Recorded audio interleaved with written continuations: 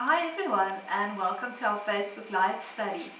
We are studying the book of Galatians, and today we are doing the second part of Galatians chapter 4. And the passage is Galatians 4 verses 8 to 20.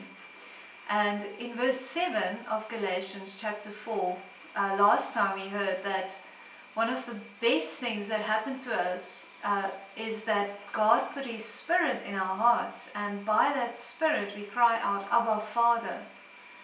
And it just goes hand in hand with our new identity in Christ, is that we also have the same relationship that Jesus had with the Father is now ours. So we cry out, Abba, Father, just like Jesus cried out, Abba, Father. Paul starts Galatians chapter 4 verse 8 to 20 with the same thing in mind, and he continues on that, and he says the miracle is not necessarily us knowing God, but actually God knowing us and having a relationship and inviting us into this intimacy with Him. And this is the kind of relationship that Paul also preached to the Galatians when he was with them the first time. And we see a bit of how Paul met the Galatians, and the Bible actually says, or Paul writes and he says that he was sick and he needed their care while he was there.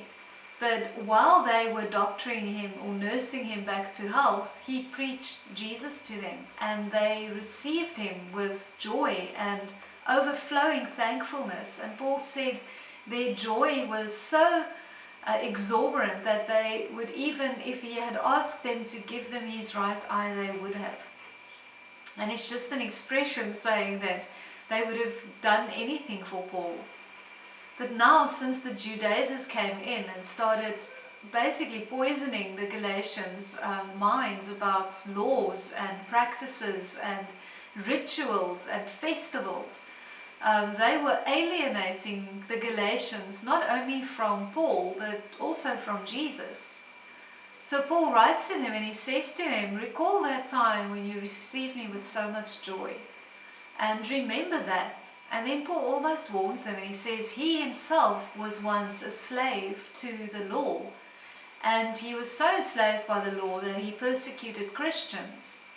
But when he met Jesus, that zeal to persecute Christians and that zeal for the Lord was completely turned over to the Lord, and his passion was now to live for the Lord, and whatever suffering he had to go through, he did with joy and overflowing thankfulness because of who Jesus is in him. And that's perhaps why Paul could preach Jesus so eloquently to the Galatians while he was suffering an illness himself. But Paul warns the Galatians and he tells them, don't get trapped, don't get pulled back into this kind of slavery of the law. And then he just says to them, there's a mark of being a slave to Jesus, and that is overflowing thankfulness and joy. But then a mark of being under false teachings is just this increased heavy burdened feeling of things that I need to do from my side to be in relationship with Jesus, while that relationship has all been accomplished by Jesus himself. So enjoy your study this week, and I hope you also enjoyed hearing a little bit of Paul's personal side and how he met the Galatians. Until next time, goodbye.